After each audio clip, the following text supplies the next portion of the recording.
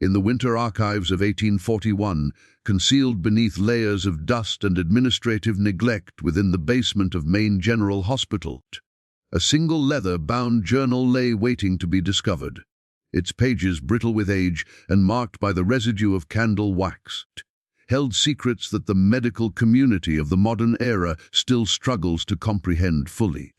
The writings within chronicled what would become the most perplexing medical case in 19th-century American history. Dr. Nathaniel Morse, the hospital's chief physician, had filled every line with meticulous observations of a patient who seemed to operate outside every known principle of human biology. The boy had arrived on a December morning when heavy snowfall had buried the roads leading into Portland. He was carried through the hospital doors by his father, a logger named Thomas Whitmore, whose calloused hands trembled as he gently placed his son on the examination table. To all outward appearances, the child seemed to be in a peaceful slumber, his chest rising and falling with a steady, rhythmic cadence. But appearances, as Dr. Morse would soon come to realize, could be devastatingly deceptive. Before delving deeper into this medical enigma that confounded an entire generation of physicians, it is worth reflecting on the setting and the weight of the mystery at hand. The case of young Samuel Whitmore would come to challenge everything the medical establishment of the time believed about consciousness, pain, and the very essence of human existence. What Dr. Morse documented over the following months read less like clinical notes and more like entries from a philosopher's diary, with each observation growing more bewildering than the last. Yet the true horror of the situation was not what Samuel could do, but rather what he could not feel. Maine in 1841 existed on the frontier of both geography and medical understanding. The state had achieved independence from Massachusetts only 2 decades earlier, and its hospitals operated with equipment that would seem primitive by today's standards. Surgical procedures were performed without anesthesia. Diagnosis relied more on intuition than on scientific method, and mortality rates reflected the harsh realities of practicing medicine in an era when the concept of germs was still largely theoretical. Dr. Nathaniel Morse represented the pinnacle of medical education available in his time. Trained at Harvard Medical College and apprenticed under some of Boston's most respected physicians, he had seen cases that would have broken lesser men. He had amputated limbs while patients screamed and thrashed against leather restraints. He had delivered children in conditions that almost guaranteed infection. He had watched diseases ravage entire families while he stood helpless, armed with little more than prayer and primitive remedies. But nothing in his extensive experience had prepared him for the case of Samuel Whitmore. The boy was 11 years old, though his pale complexion and slight build made him appear younger. His father, Thomas, worked the lumber camps that dotted Maine's endless forests, dangerous work that claimed lives regularly and left survivors scarred both physically and emotionally. The Whitmore family lived in a modest cabin 15 miles north of Portland, isolated enough that neighbors were measured in miles rather than yards. According to Thomas's account, Samuel had been a normal child until approximately 6 months before their hospital visit. He played with wooden toys carved by his father's skilled hands. He helped his mother, Sarah, with household chores appropriate for his age. He attended the one-room schoolhouse when weather permitted, where the teacher noted his exceptional intelligence and curious nature. The first sign that something was wrong came on a summer morning, when Sarah found Samuel standing motionless in their vegetable garden. She called to him repeatedly, but he did not respond. When she approached and touched his shoulder, he turned toward her with a smile that she would later describe as perfectly normal, except for his eyes. They held no recognition, no awareness of where he was or what he had been doing. These episodes, which the family initially dismissed as daydreaming, began occurring with increasing frequency. Samuel would be found standing in various locations around their property, sometimes for hours at a time, completely unresponsive to external stimuli. His parents could shake him, shout at him, even splash cold water on his face, and he would remain in his trance, like state until something, some invisible signal, would snap him back to awareness. When Samuel returned from these episodes, he claimed to have no memory of them. He would be confused about how he had come to be in a particular location, genuinely surprised to discover that hours had passed without his knowledge. His personality remained unchanged during his lucid periods. He was still the same curious, intelligent boy his parents had raised. But the episodes grew longer and more frequent. What had begun as brief moments of absence stretched into entire afternoons. Samuel would disappear from conversations mid-sentence, his consciousness seemingly departing while his body remained upright and functional. During these periods, he could walk, though his movements appeared mechanical and purposeless. He could respond to basic commands, though his compliance seemed automatic rather than conscious. The breaking point came on a November evening when Thomas returned from a 3-day logging expedition to find Samuel standing in the exact same spot in their parlor where he had left him. Sarah, exhausted from trying to care for a son who was physically present but mentally absent, broke down in tears as she described the nightmare their lives had become. Samuel had not eaten during the 3 days his father was away, though he had accepted water when it was placed directly to his lips. He had not spoken, had not acknowledged his mother's presence, had not responded to her increasingly desperate attempts to reach him. He simply stood, staring at nothing, breathing steadily, alive but unreachable. When Thomas finally managed to rouse the boy by physically carrying him to his bedroom and laying him on his bed, Samuel's first words were a cheerful inquiry about what they were having for dinner.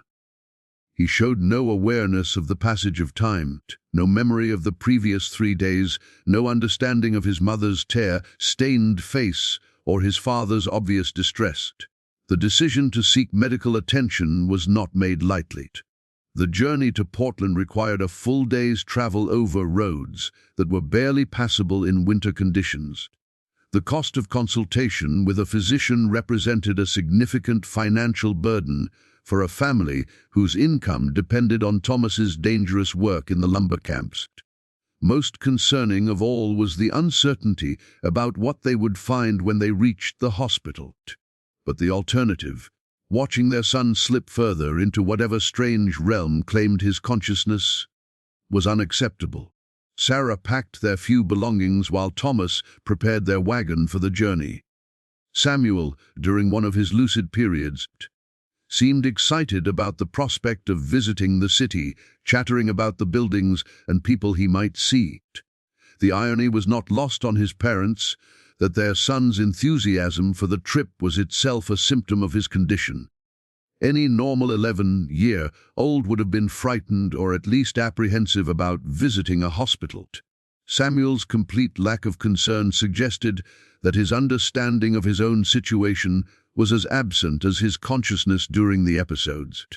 The journey to Portland took 14 hours through snow-covered wilderness. Samuel remained alert and conversational for the first several hours, pointing out landmarks and asking questions about their destination. But as afternoon faded to evening, his parents watched with familiar dread as their son's eyes grew vacant and his responses became mechanical. By the time they reached the outskirts of Portland, Samuel was deep in one of his episodes. He sat upright in the wagon, his eyes open and seemingly focused on the passing scenery. But when his father spoke to him, there was no indication that he heard or understood. He was a passenger in his own body, present but not participating in his own existence. Morse's first examination of Samuel took place in the hospital's main ward, a long room lined with beds where patients suffering from various ailments were treated side by side. The lack of privacy was typical for the era, when medical care was often a communal experience and the concept of patient confidentiality was still evolving. What struck Dr. Morse immediately was not Samuel's condition, but his appearance during the episode. The boy sat on the examination table with perfect posture, his breathing regular and his pulse strong. His eyes tracked movement in the room, suggesting that his visual system was functioning normally. When Dr. Morse moved his hand from side to side, Samuel's gaze followed the motion with mechanical precision. But when Dr. Morse spoke directly to the boy, asking simple questions about his name and age, there was no response. Samuel's expression remained placid, almost serene, as if he were listening to music that no one else could hear. His parents watched anxiously from nearby chairs, hoping that the authoritative presence of a physician might succeed where their own desperate efforts had failed. Dr. Morse began with standard diagnostic procedures available in 1841. He checked Samuel's reflexes, finding them normal and responsive. He examined his eyes with a magnifying glass, looking for signs of injury or disease that might explain his condition. He listened to his heart and lungs, both of which functioned perfectly. By every measure available to 19th century medicine, Samuel Whitmore was a healthy 11-year-old boy. The mystery deepened when Dr. Morse attempted to test Samuel's sensitivity to pain. Using a thin needle, he pricked the boy's finger, expecting at minimum a reflexive withdrawal. Samuel's hand remained motionless. Morse applied greater pressure, enough to draw blood, but still received no response. It was as if Samuel's nervous system had been disconnected from his consciousness, leaving his body functioning but unattended. Even more disturbing was what happened when Dr. Morse attempted to physically manipulate Samuel's position. The boy offered no resistance when his arms were moved or his head turned. His muscles maintained just enough tension to prevent collapse, but he showed no awareness of being touched or repositioned. It was like examining a remarkably sophisticated automaton, one that could mimic life without actually experiencing it. As Dr. Morse continued his examination, he began to notice subtle details that would become crucial to his understanding of Samuel's condition. The boy's eyes, while they tracked movement, never focused on any particular object for more than a few seconds. His breathing, though regular, followed a pattern that seemed slightly too consistent, as if controlled by some internal mechanism rather than conscious thought. Most unsettling was Samuel's response to sudden loud noises. When Dr. Morse accidentally dropped a metal instrument on the floor, creating a sharp crash that made everyone else in the ward startle, Samuel showed no reaction whatsoever. His expression remained unchanged, his posture undisturbed, as if the sound had never occurred. After 2 hours of examination, Dr.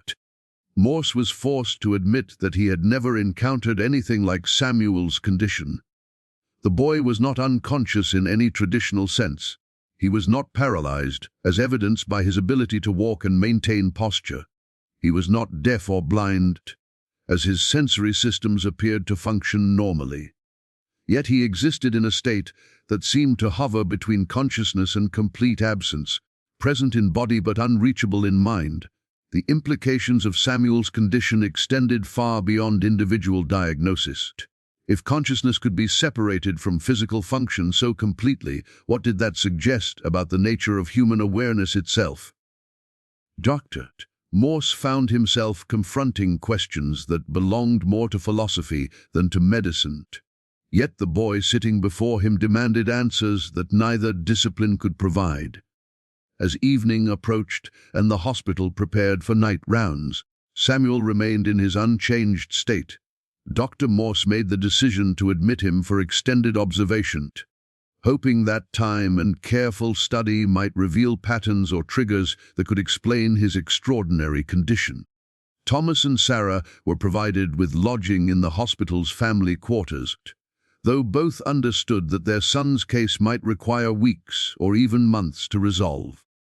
What none of them could have anticipated was that Samuel Whitmore would become the subject of the most intensive medical study ever undertaken in 19th century Maine, and that his case would challenge fundamental assumptions about consciousness, identity, and what it truly means to be human. That first night in Maine General Hospital, Dr. Morse established a routine that would consume the next 4 months of his professional life. Every 2 hours he checked on Samuel, documenting the boy's condition with the obsessive precision of a man who understood he was witnessing something unprecedented. The leather journal that would later be discovered in the hospital's basement began filling with entries that read like dispatches from an undiscovered country. Hour by hour, the physician recorded details that painted an increasingly disturbing picture. Samuel's body maintained perfect homeostasis during his episodes. His temperature remained steady. His pulse never varied by more than 2 beats per minute. His breathing followed patterns so regular they could have been timed by a metronome. Yet beneath this mechanical precision lay something that defied every principle of medical science Dr. Morse had spent decades studying. The boy could walk during his episodes, but his gait followed routes that seemed predetermined. He would rise from his bed at seemingly random intervals and move through the hospital corridors with purposeful steps, as if following invisible pathways that only he could perceive. Nurses reported that Samuel never collided with obstacles, never stumbled, never appeared lost or confused during these wanderings. He simply walked until some internal signal instructed him to stop. What made these nocturnal journeys particularly unnerving was their destinations. Samuel invariably ended up in locations that held significance within the hospital's daily operations. He would be found standing outside the surgery, motionless and observant during procedures he could not possibly have known were taking place. He appeared in the morgue on nights when bodies were being prepared for burial, watching with that same vacant expression as attendants went about their grim work. Most disturbing was his habit of appearing at bedsides of patients during their final hours. The night staff began to whisper that Samuel's presence was an omen, a harbinger of approaching death. On 7 separate occasions, patients whom Samuel visited during his episodes died before dawn. Dr. Morse initially dismissed this as coincidence, but the pattern became too consistent to ignore. The boy's father, Thomas, spent his days pacing the hospital's waiting area, his logger's hands useless in an environment where strength meant nothing and understanding everything. He watched his son's condition with the helpless frustration of a man accustomed to solving problems with physical action. Sarah rarely left Samuel's bedside, speaking to him constantly during his episodes, hoping that her voice might serve as an anchor to draw him back to awareness. But it was during Samuel's lucid periods that the true magnitude of his condition became apparent. When consciousness returned, usually without warning or apparent trigger, the boy would resume conversations as if no time had passed. He showed no memory of his wanderings, no awareness of the hours or sometimes days that had elapsed while his mind was absent. To Samuel, existence was a series of disconnected moments, each one beginning exactly where the previous lucid period had ended. Dr. Morse began conducting experiments that pushed the boundaries of ethical medical practice, even by the standards of 1841. During Samuel's episodes, he subjected the boy to stimuli that would have provoked immediate responses from any conscious person. Ice water applied to the skin produced no reaction. Bright lights shone directly into his eyes caused no flinching. Even the application of heated metal to his forearm, leaving visible burns, failed to elicit the slightest indication of discomfort. The implications were staggering. Samuel's nervous system appeared to function normally in terms of basic physiological processes, but the pathways that should have carried sensory information to his conscious mind seemed completely severed. It was as if his body had become a perfectly maintained machine operating without an operator, following programmed routines while its owner remained elsewhere. Dr. Morse's journal entries from this period reveal a man grappling with observations that challenged his fundamental understanding of human nature. How could consciousness exist independently of the brain that housed it? If Samuel's mind could depart so completely while leaving his body functional, what did that suggest about the relationship between soul and flesh that formed the foundation of both medical and religious doctrine? The hospital's other physicians initially dismissed Dr. Morse's findings as the product of an overactive imagination. Dr. Harrison Webb, the hospital's senior surgeon, suggested that Samuel was simply an exceptional case of catalepsy, a condition where patients became rigid and unresponsive but retained minimal awareness. Dr. Elizabeth Stone, one of the few female physicians practicing in Maine, proposed that the boy was suffering from an extreme form of hysteria brought on by trauma or emotional disturbance. But as weeks passed and Samuel's condition remained unchanged, skepticism gave way to fascination and then to fear. The medical staff began to avoid the boy's room during his episodes, unsettled by his vacant stare and mechanical movements. Nurses reported feeling watched when Samuel was present, as if something behind his empty eyes was observing and cataloging their every action. The breakthrough came during Samuel's 6th week at the hospital, though Dr. Morse would debate for the rest of his life whether breakthrough was the appropriate term for what he discovered. During a particularly prolonged episode that had lasted 3 days, Dr. Morse noticed that Samuel's lips were moving slightly, so subtly that the motion was barely perceptible. Leaning closer, he realized that the boy was speaking, though the words were too quiet to understand. Using a stethoscope pressed against Samuel's throat, Dr. Morse began to discern fragments of what sounded like conversation. The boy appeared to be responding to questions that only he could hear. His answers delivered in the same mechanical tone that characterized all his actions during episodes. But the content of these one-sided dialogues was what truly disturbed the physician. Samuel spoke of places he had never visited, describing landscapes and buildings with precise detail that suggested intimate familiarity. He discussed people by name, individuals whom Dr.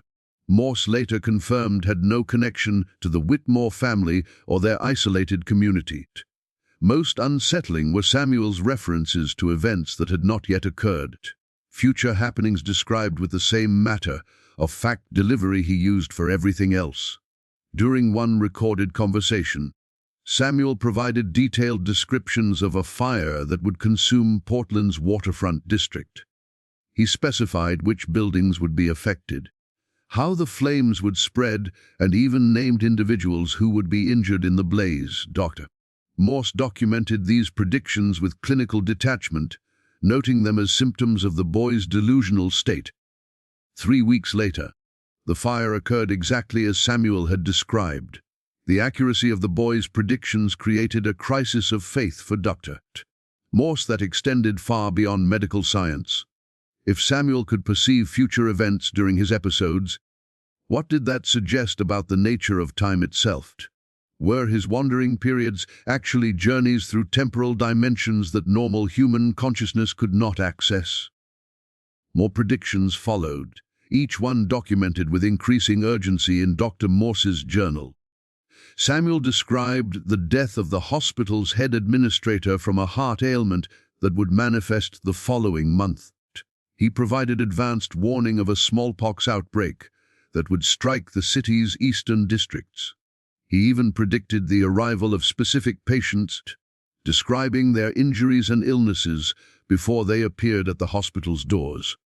The medical staff found themselves in an impossible position.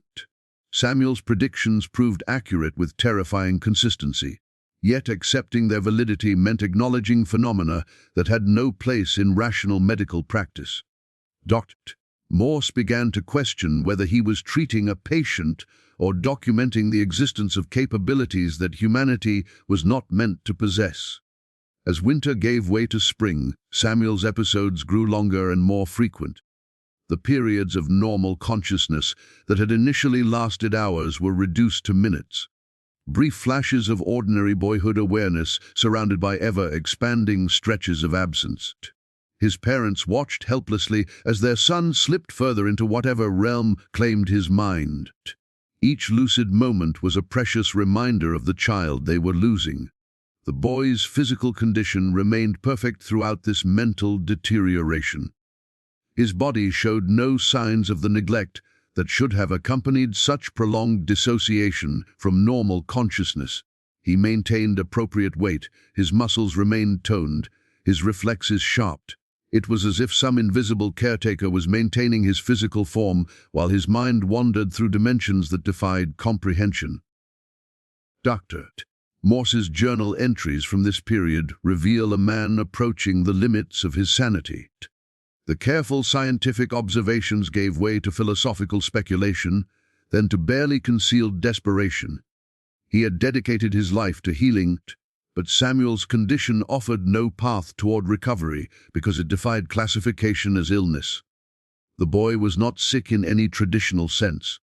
He was something else entirely, something that existing medical knowledge could not accommodate. The case attracted attention from physicians throughout New England.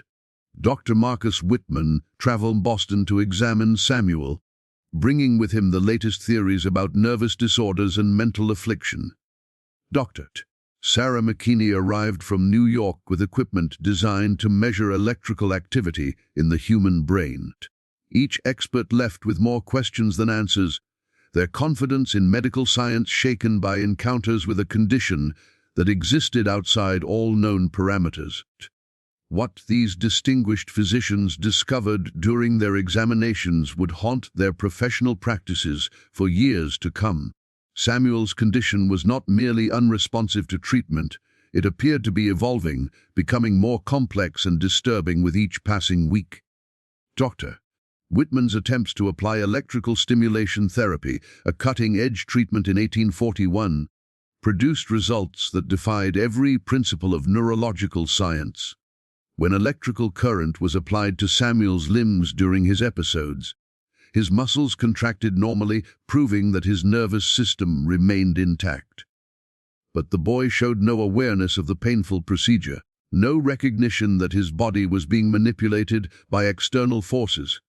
More unsettling still, during the electrical stimulation, Samuel's whispered conversations became more audible and coherent, as if the current was somehow amplifying whatever communication was taking place in his absent consciousness. Dr. McKinney's measurements of brain activity revealed patterns that should have been impossible. During Samuel's episodes, his cranial temperature fluctuated in ways that suggested intense mental activity. Yet his behavior indicated complete cognitive absence. The contradiction challenged fundamental assumptions about the relationship between brain function and conscious awareness. How could a mind be simultaneously hyperactive and completely vacant? The hospital's chaplain, Reverend Josiah Mills, requested permission to observe Samuel during his episodes, hoping that religious intervention might succeed where medical science had failed. What he witnessed during his vigil beside the boy's bed left the clergyman questioning doctrines he had preached for 30 years. Samuel's whispered conversations during these periods included references to biblical events with details that no 11-year-old could have known, descriptions of ancient places with geographical precision that suggested first-hand observation. Most disturbing was Samuel's apparent dialogue with individuals who had been dead for decades. He spoke to his grandfather, who had died before Samuel was born, discussing family matters with intimate knowledge that his parents confirmed as accurate. He conversed with historical figures, responding to questions that only they could have asked, providing answers that demonstrated understanding of events and personalities from centuries past. Reverend Mills found himself confronting the possibility that Samuel's condition was not medical but metaphysical, a breach in the barriers that normally separated the living from the dead, the present from the past and future. The implications terrified him more than any illness could have. If consciousness could truly travel beyond the confines of individual mortality, what did that mean for everything humanity believed about life, death, and the nature of existence itself? As spring advanced toward summer, the hospital staff noticed changes in Samuel's physical appearance that contradicted his otherwise perfect health. His eyes, though they continued to track movement during episodes, began to take on a quality that nurses described as ancient. The expression was too knowing, too aware for a child's face, as if something far older was looking out through Samuel's features. His hair, which had been light brown when he arrived, began showing streaks of premature gray. His skin, though healthy in color and texture, seemed to carry an indefinable quality of age, as if the accumulated weight of whatever experiences his consciousness was undergoing was somehow manifesting in his physical form. Dr. Morse documented these changes with growing alarm, recognizing signs of accelerated aging that had no precedent in medical literature. The boy's parents struggled to maintain their vigil as months stretched into what they realized might become years. Thomas had exhausted his savings paying for Samuel's care, and the family's cabin in the North Woods sat empty and deteriorating while they remained at the hospital. Sarah's health began to decline under the strain of watching her son slip further into his mysterious condition with each passing day. During Samuel's increasingly brief lucid periods, his personality remained unchanged, but his awareness of his situation grew more acute. He began asking questions that revealed an understanding of his condition that seemed impossible for a child to possess. He inquired about the nature of time, about whether consciousness could exist independently of the body, about what happened to awareness when the mind traveled to places the body could not follow. These philosophical discussions with an 11-year-old boy left Dr. Morse questioning his own sanity. Samuel spoke with the intellectual sophistication of a university professor, yet moments later would ask for his wooden toy soldiers with the innocent enthusiasm of childhood. The contrast suggested that whatever was happening to Samuel involved multiple levels of awareness operating simultaneously within the same mind. The hospital's records from this period show an unusual number of unexplained deaths among patients who had contact with Samuel during his episodes. The mortality rate in wards where he wandered exceeded statistical norms by margins that could not be attributed to coincidence. Dr. Morse began to suspect that Samuel's presence during his episodes had effects on others that extended beyond mere observation. Patients reported dreams of extraordinary vividness after encounters with the wandering boy. They described visions of their own deaths with prophetic accuracy, saw deceased relatives who delivered messages of comfort or warning, and experienced journeys to places they had never visited, but could describe in perfect detail upon awakening. The hospital's atmosphere grew heavy with the weight of supernatural occurrence that no one dared to acknowledge openly. Dr. Morse's attempts to understand Samuel's condition led him into areas of study that had nothing to do with conventional medicine.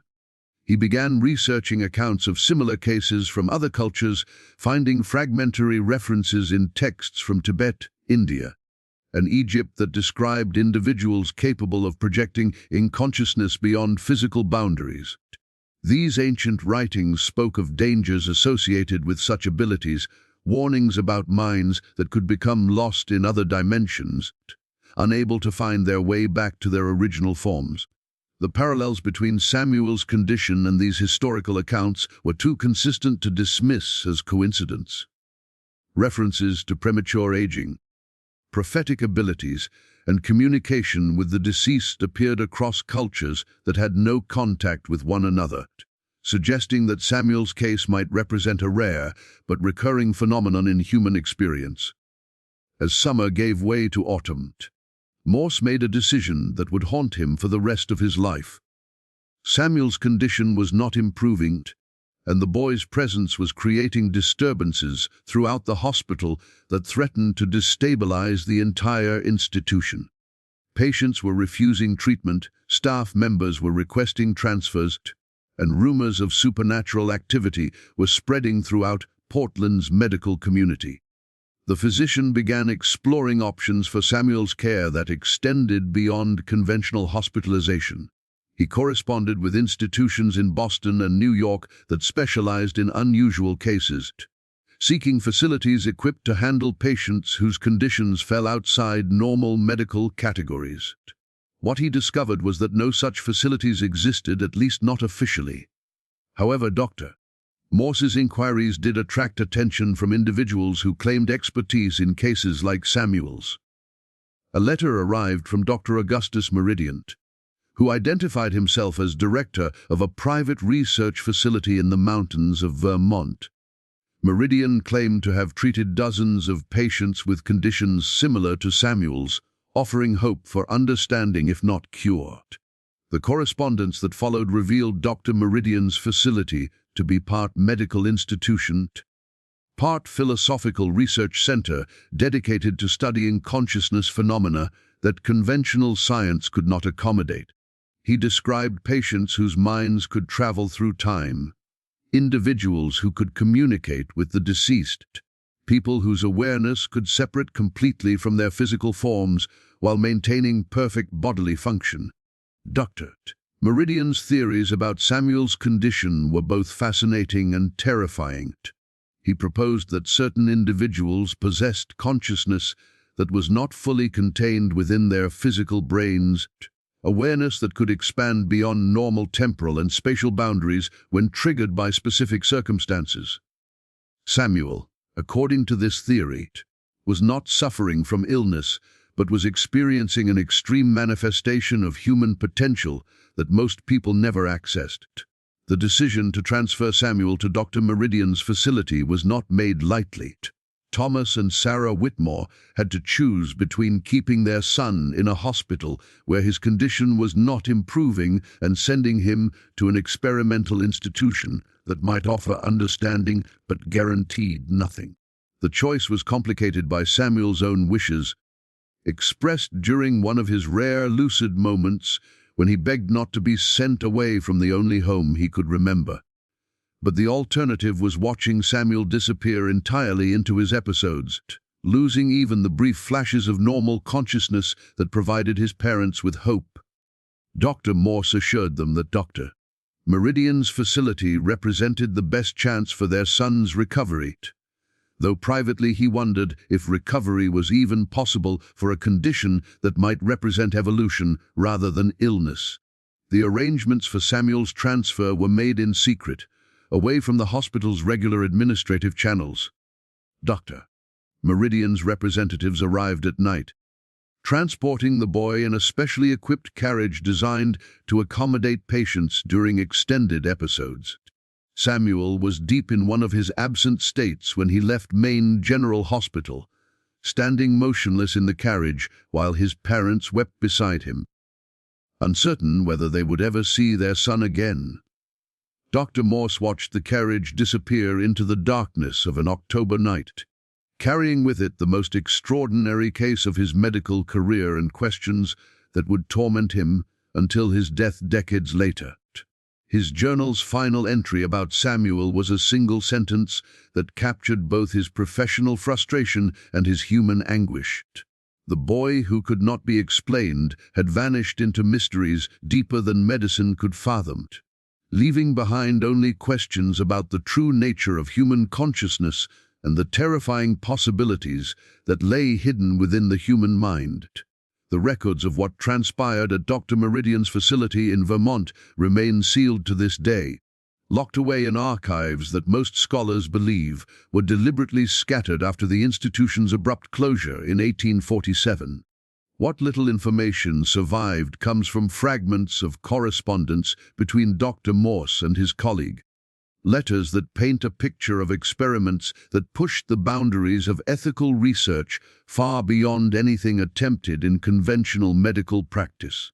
Dr. Meridian's first report, received 3 weeks after Samuel's transfer, described the boy's condition as remarkably stable within the facility's controlled environment. The episodes continued with their characteristic pattern, but Samuel's nocturnal wanderings had taken on new dimensions that both fascinated and alarmed the research staff. Unlike his predictable routes through Maine General Hospital, Samuel's movements within the Vermont facility seemed to follow pathways that defied the building's physical architecture.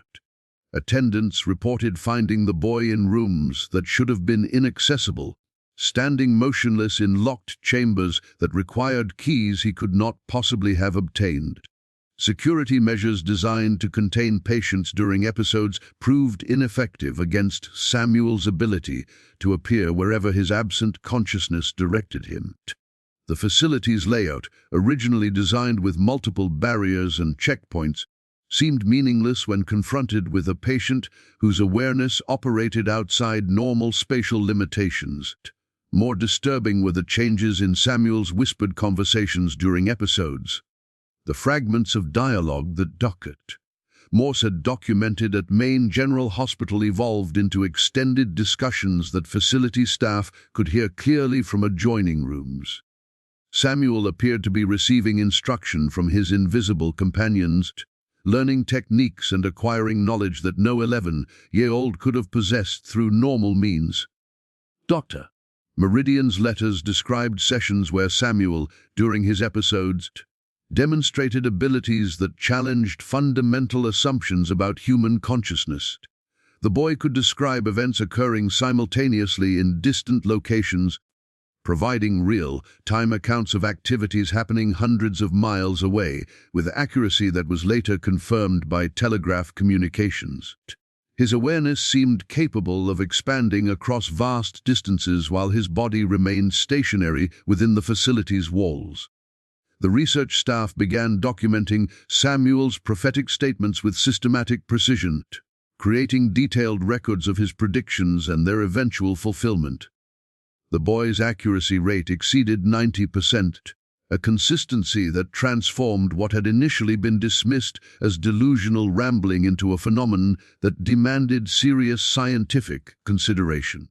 Samuel foretold weather patterns months in advance, predicted the outcomes of political elections, and provided advanced warning of natural disasters with timing so precise that Dr. Meridian began using the information to save lives.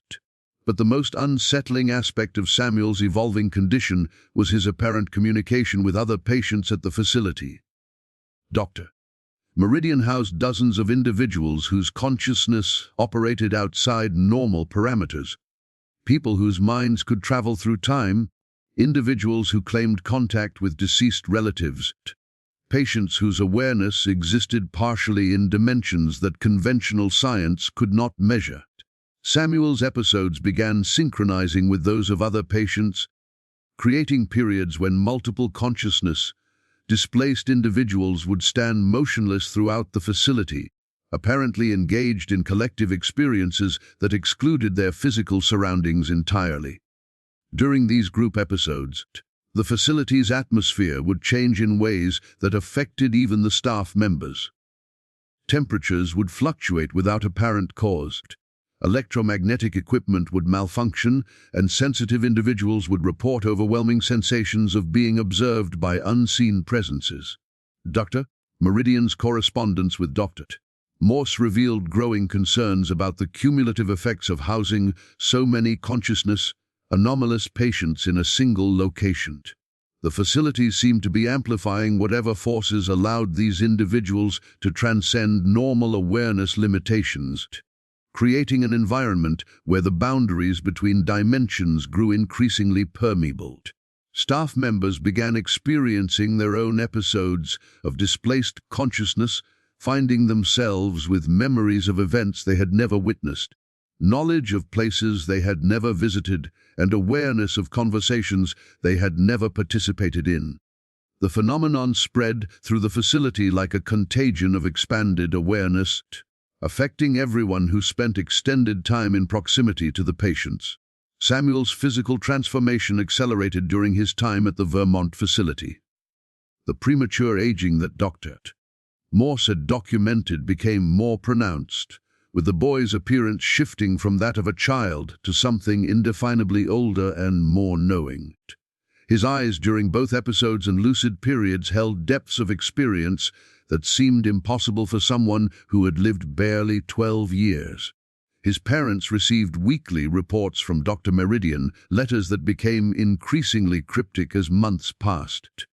The physician described Samuel's condition in terms that sounded more philosophical than medical, referring to consciousness, evolution, and dimensional adaptation rather than symptoms and treatments. Thomas and Sarah Whitmore struggled to understand what was happening to their son, reading between the lines of technical language to find traces of the boy they had raised. The facility's other patients began showing signs of Samuel's influence on their conditions. Individuals who had been stable for years suddenly developed new abilities or experienced intensification of their existing anomalous awareness. A woman who could communicate with deceased relatives began receiving messages from the distant past, conversations with historical figures who had died centuries before her birth. A man whose consciousness could travel through time found his temporal range expanding, allowing him to witness events from both the distant past and far future with unprecedented clarity. Dr. Meridian theorized that Samuel represented a catalyst, an individual whose consciousness operated at such an extreme level that proximity to him enhanced similar abilities in others. The boy had become the center of a phenomenon that was transforming the facility into something unprecedented in human experience, a place where the normal limitations of awareness were systematically breaking down. The letters between Dr. Meridian and Dr. Morse grew more urgent as 1842 progressed into 1843. The Vermont physician reported incidents that challenged not only medical understanding, but the basic assumptions about reality that underpinned rational thought. Patients were sharing dreams with perfect synchronization, experiencing identical visions while physically separated by the facility's walls. Some began speaking in languages they had never learned, communicating with each other in tongues that linguists could not identify or translate. Samuel's role in these developments became increasingly central as his episodes consumed ever greater portions of his existence. The brief periods of normal consciousness that had provided hope for his recovery dwindled to minutes per day, then hours per week. During these fleeting moments of ordinary awareness, Samuel would ask questions that revealed understanding of his condition's progression and its implications for everyone around him. He spoke of journeys to places that existed outside normal space and time, describing landscapes and encounters with entities that challenged every assumption about the nature of existence. Samuel's accounts were delivered with the matter-of-fact tone of a child describing a trip to the marketplace. Yet the content of his narrative suggested experiences that philosophers and theologians had debated for centuries without resolution. The boy claimed to have witnessed the creation of the universe, describing cosmic events with scientific precision that would not be understood by conventional science until decades later. He spoke of traveling to the moments before individual deaths, observing the transition between life and whatever lay beyond with clinical detachment that unnerved even Dr. Meridian's experienced staff. Most disturbing were Samuel's references to others like himself, individuals throughout history whose consciousness had transcended normal human limitations. He described meeting these entities during his episodes, learning from them about the true nature of awareness and the possibilities that lay hidden within human potential. According to Samuel, he was not unique, but rather part of a recurring phenomenon that had appeared throughout human history, always challenging the boundaries between the possible and the impossible. Dr. Meridian's final letter to Dr. Morse, dated March 15, 1847, described events that forced the immediate closure of the Vermont facility. Samuel's condition had reached a point where his episodes were no longer contained within his own consciousness. The boy's awareness had begun affecting the fabric of reality within the facility's walls, creating distortions that posed dangers to everyone present. Physical laws seemed to operate differently in Samuel's vicinity during episodes. Objects would appear and disappear without explanation. Temperatures would shift by dozens of degrees in seconds, and time itself seemed to flow at inconsistent rates in different areas of the building.